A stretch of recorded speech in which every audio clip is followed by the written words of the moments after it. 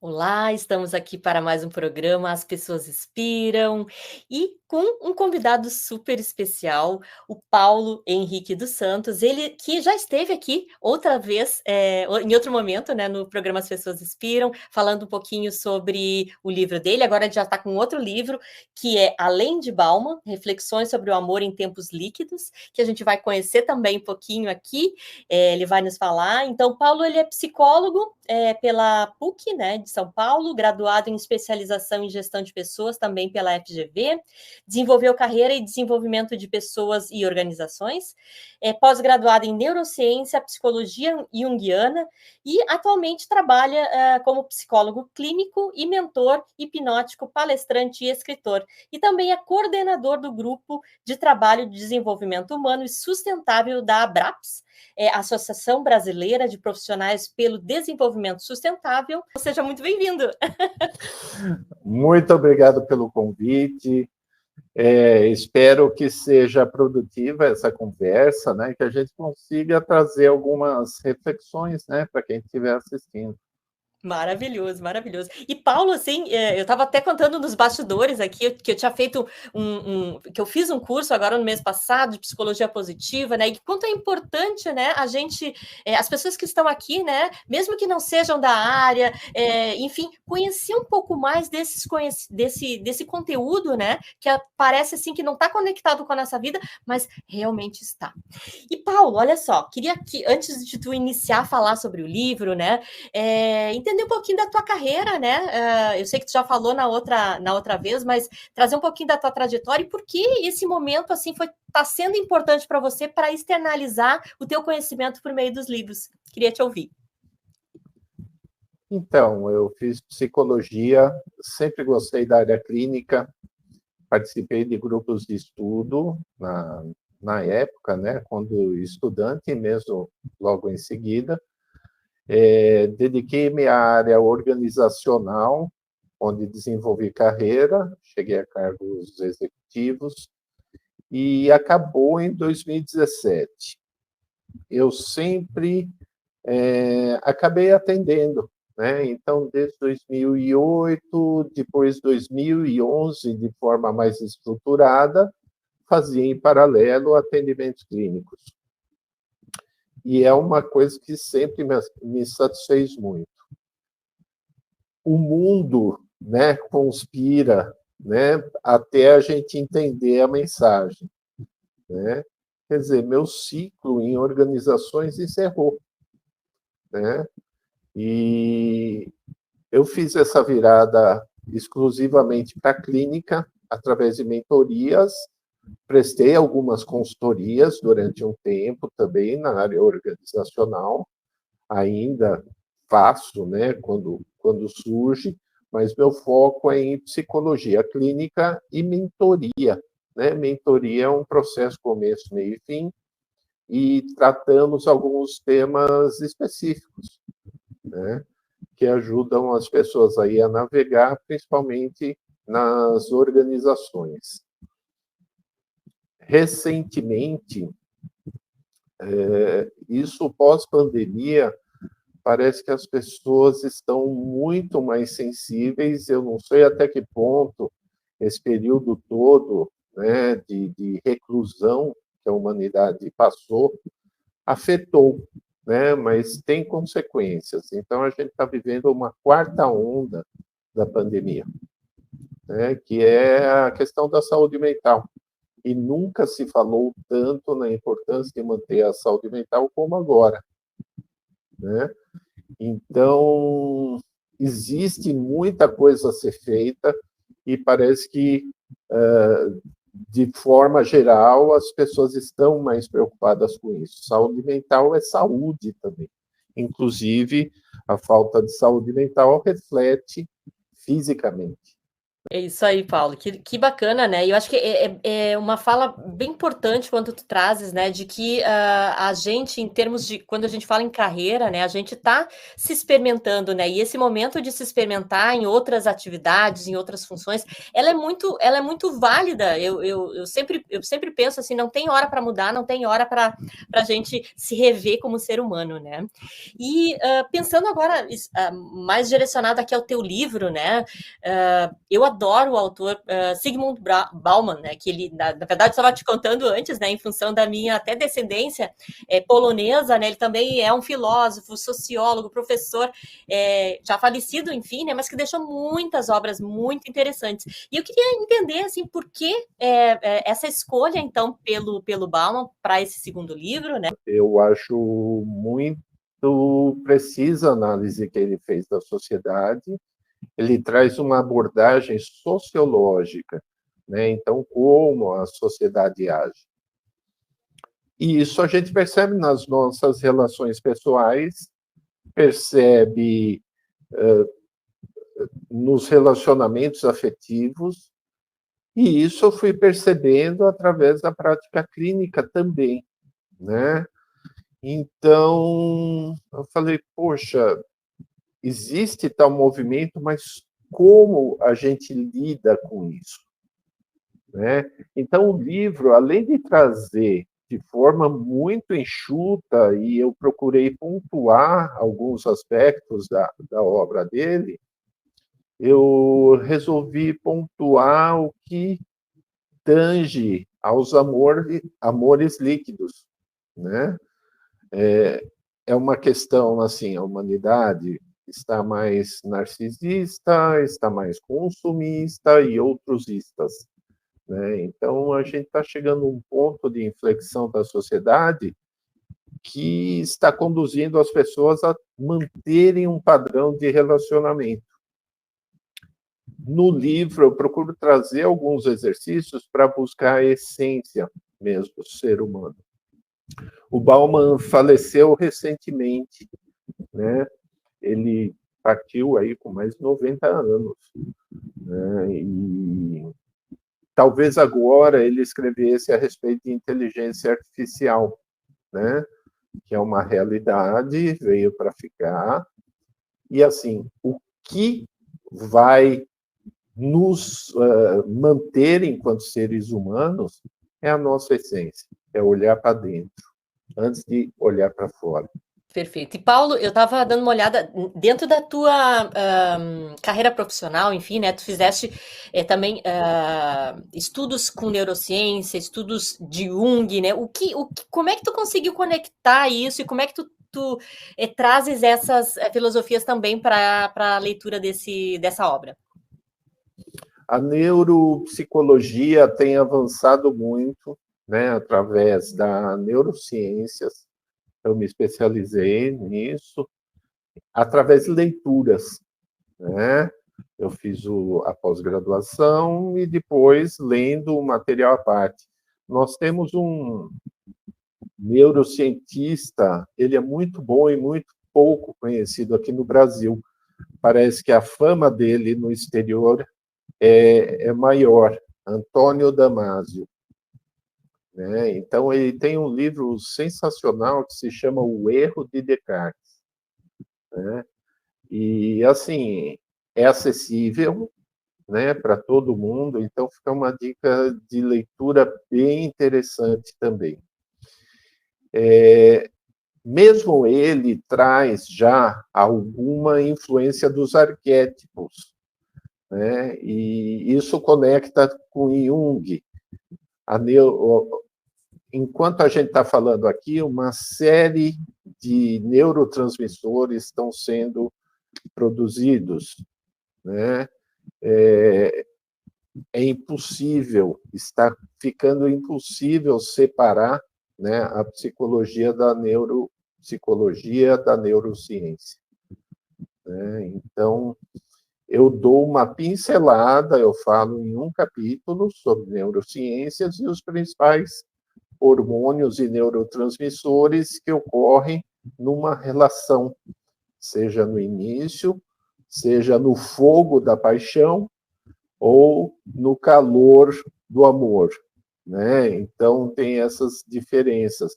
A quantidade de hormônio, o tipo de hormônio que é liberado, e por aí vai. Bacana, Paulo, bacana. E uma coisa interessante, Paulo, quando tu trazes, né, assim, a gente, eu sinto, claro, eu trabalho mais na questão empresarial, né, mas tu já teve uma experiência também dentro dessa área. Às vezes é difícil a gente falar sobre o amor dentro desses espaços, né, parece que não está conectado ainda com o mundo corporativo, com as lideranças, né, e queria sentir assim, como é que a gente chega falando sobre essa qualidade das relações no ambiente de trabalho? Então, se você entender, né, relação com objeto, né, de amor, né, é uma relação objetal, como diria o Freud, mas a qualidade dela você pode modificar, né? Se eu tenho problemas com autoridade, eu vou ter problemas com meu chefe, né? Então, é assim, sempre volta para dentro da pessoa, né? Então, o segredo disso está em desenvolver em nós mesmos, como se fosse uma filosofia oriental, né, que fala muito disso. Se você mudar o seu mundo interno, o mundo externo também se modifica. A maneira como as pessoas vão se relacionar com você é diferente. Então, se você não se valoriza dentro de um ambiente de trabalho, por exemplo, os outros, a tendência é não se valorizar. Se eu me valorizo muito, né, se eu exagero nas relações de trabalho, também vai trazer consequências. Então, é sempre aquele ponto entre valorizar-se, né, e aprender com as dificuldades que tem, o desenvolvimento humano, né? Então, é sempre essa busca de equilíbrio. Perfeito. E a gente estava até falando antes nos bastidores aqui, né, o quanto é importante a gente integrar, né, a nossa, digamos assim, as nossas virtudes com as nossas sombras, né? E eu queria te ouvir nesse sentido, né? Porque às vezes a gente quer evoluir como ser humano, às vezes a gente quer ser melhor no nosso trabalho, ser melhor em casa, e a gente não se enxerga, só enxerga as coisas boas, né? É importante enxergar as coisas boas e potencializar, mas acho que a gente precisa, né, Paulo, buscar se reconhecer nessa vulnerabilidade, né? Tu traz um pouco disso também no livro, né? Da questão de se abrir para essa vulnerabilidade para poder crescer. Queria que tu falasse um pouco sobre isso. Sim, eu abordo um pouco sobre a sombra. As sombras são conteúdos reprimidos e nessa câmara escura que a gente tem dentro da gente, a gente não enxerga direito o que está lá. De repente tem um tesouro lá, só que a gente se recusa a olhar para esse quarto escuro, a gente tem medo do que pode ter lá, né? Então, é assim, o que eu procuro passar é justamente se você percebe que tem uma dificuldade, encare, abrace o cacto, né? É difícil, não é fácil, daí tem a parábola da porta estreita e a porta larga, né? Não existe atalho. Às vezes a gente fica errando no mesmo ponto, a gente comete os mesmos erros, né? O que isso quer dizer? Até a gente aprender, a gente não consegue desenvolver. Então, a gente é obrigado a se autoconhecer. Tem uma história, ninguém sabe a origem direito, eu pesquisei bastante e não encontrei. Tem uma história que serve para várias culturas, e diz assim: os deuses se reuniram e colocaram lá, olha, onde a gente vai esconder a sabedoria do ser humano? Daí um dos deuses falaram, vamos pôr na Lua. Lá eles não vão descobrir. Daí o mais sábio falou, olha, um dia eles vão chegar na Lua e vão descobrir.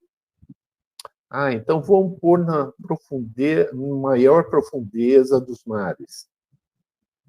Daí esse mesmo Deus, que era o mais sábio, falou, olha, um dia eles vão chegar lá, vão explorar e vão encontrar. Daí ele sugere colocar dentro de cada um. Ó, esse é o último lugar que eles vão buscar, né? Porque é o mais difícil de encontrar esse tesouro, né? Então, isso mostra a dificuldade que a gente tem em conectar-se. E a gente se conectando, né, de novo, né, eu volto aí para as filosofias antigas orientais, né, que sempre volta a si mesmo antes de voltar para o outro. As nossas sombras, a gente acaba projetando no outro. Ah, o outro que tem defeitos, não nós. O outro que fala bobagem. Eu não, eu sempre falo tudo certo, né? Então, a gente acaba projetando no outro os nossos defeitos. E aí que ocorrem os problemas nas relações, seja no trabalho, seja dentro de casa, entre pais e filhos. A gente pressupõe uma série de coisas. No livro, eu acabo falando, na prática clínica também, alguns exercícios para a gente desenvolver escutativa, empatia. A empatia dá para desenvolver também, né? Basta a pessoa focar nisso, buscar isso, né? O autoconhecimento, isso sempre, né? Qualquer prática de meditação ajuda o nosso autoconhecimento, né? No livro eu repito várias vezes, tanto esse como o anterior, de inteligência emocional.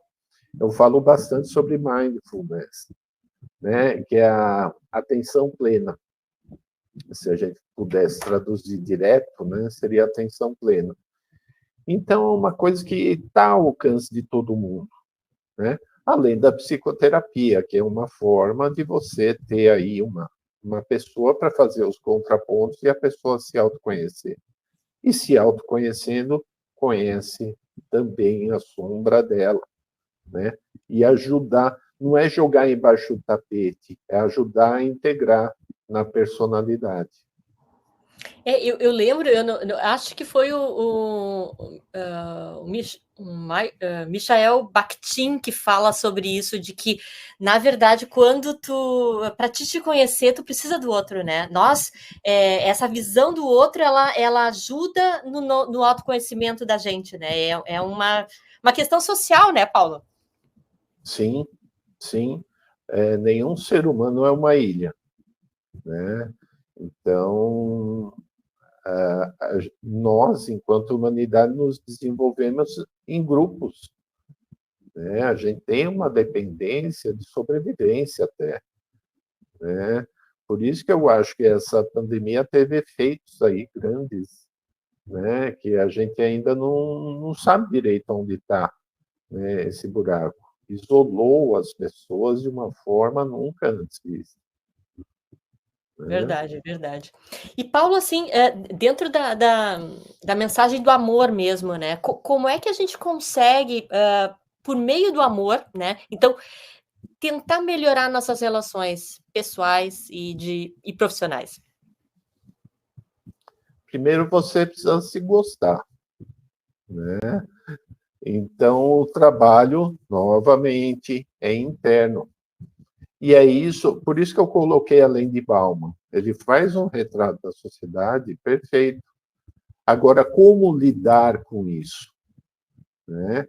Então, o primeiro é se conhecer, é se autogerenciar no sentido das emoções, né? Conhecer as emoções que tem, né? Que gatilhos eu tenho que ainda não resolvi, mas eu preciso saber que existe tal gatilho, né? Então, o que eu vejo é essa questão do amor. Se você não se ama, o outro vai ser seu espelho, né? Se o outro não presta, eu tenho o dedo podre. Espera aí, existe toda uma projeção do outro, né, do que eu espero do outro, enfim, existe o lado consciente, eu gosto dele, ele é isso, ele é aquilo outro, beleza. A outra pessoa pode ser tudo isso, mas inconsciente, né? O que está rolando? Não estou falando para as pessoas, já está com a análise em dia, ou qualquer outro critério racional que você estabeleça. Mas, assim, o que atitudes a pessoa tem, e a gente não percebe de imediato, porque está apaixonado, e aí é só alegria, né? Depois que baixa a paixão, daí você começa a ver os defeitos do outro. Então, o próprio cérebro acaba mudando, né, a leitura, já baixa uma série de neurotransmissores, de neurotransmissores, né, muda a configuração cerebral. E aí começam a aparecer os problemas, né, nas relações. Então, é assim, se a pessoa não se ama, ela vai projetar no outro seus próprios defeitos, né? E aí o bicho pega. E é interessante, Paulo, assim, que quando fala em o bicho pega, realmente o bicho pega até no nosso corpo, né? Porque eu acho que a falta de amor, a falta dessa qualidade de relacionamentos que a gente tem hoje, assim, que são muito superficiais, muito líquidos mesmo, elas nos trazem reflexos na nossa vida, né? Nos nossos pensamentos e também no nosso corpo. Hoje existem algumas modalidades de relacionamento. Se você voltasse no tempo e falasse em 1980, as pessoas iam falar, você é mentiroso, imagina. Né?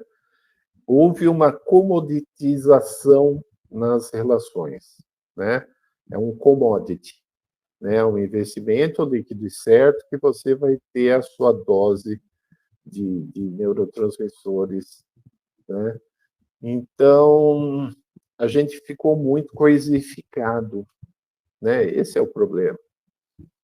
E, portanto, o tempo todo eu estou ameaçado na relação da pessoa me trocar por alguém melhor que eu, que vai existir sempre, né?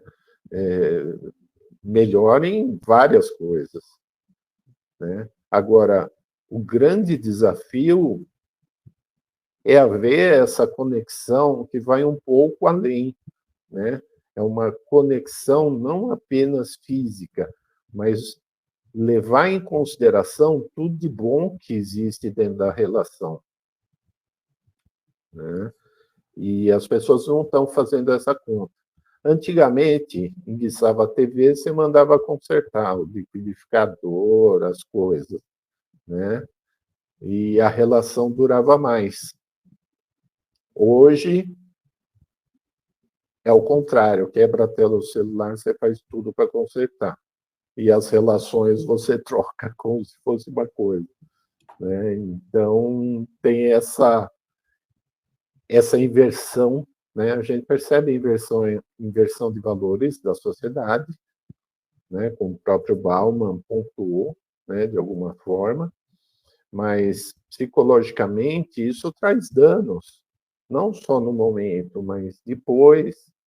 Né? Então, uma sociedade que está mais narcisista, está mais hedonista, talvez a gente tenha um futuro bem complicado. Né? Já está se manifestando, o futuro já está hoje, mas, assim, a longo prazo pode ter alguma consequência. Verdade, é isso aí.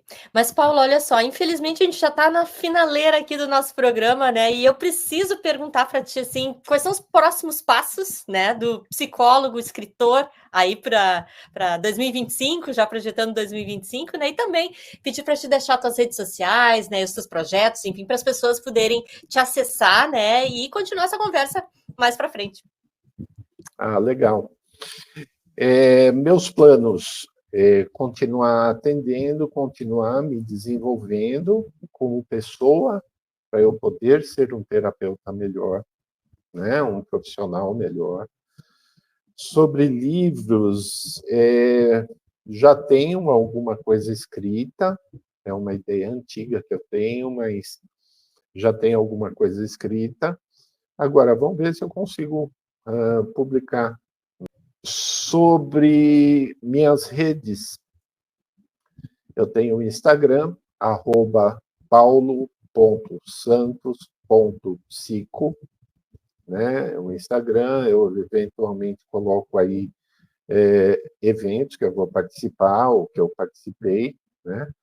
Eu tenho um canal no YouTube, canal Conexões.